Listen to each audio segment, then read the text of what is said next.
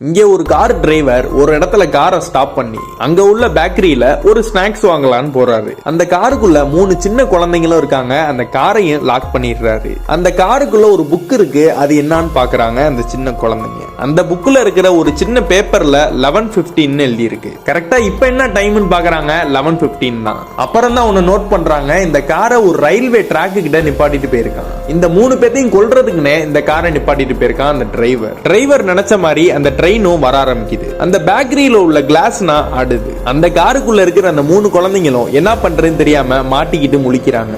ஏன்னா அந்த காரும் லாக்ல இருக்கு, வெளியிலவும் வர முடியாது. அவங்களுக்கு என்ன பண்றதுன்னே தெரியல. அப்பதான் ஒரு விஷயத்தை நோட் பண்றாங்க.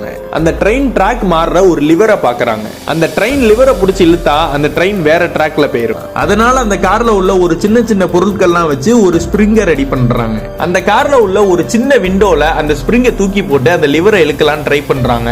ஃபர்ஸ்ட் டைம் போடும் போது அதை மிஸ் பண்ணிடுறாங்க. செகண்ட் டைம் போடுறப்ப கரெக்டா அந்த லிவர்ல மாட்டிடுது அந்த ஸ்பிரிங். அந்த ட்ரெயினும் ரொம்ப பக்கத்துல வந்துருச்சு.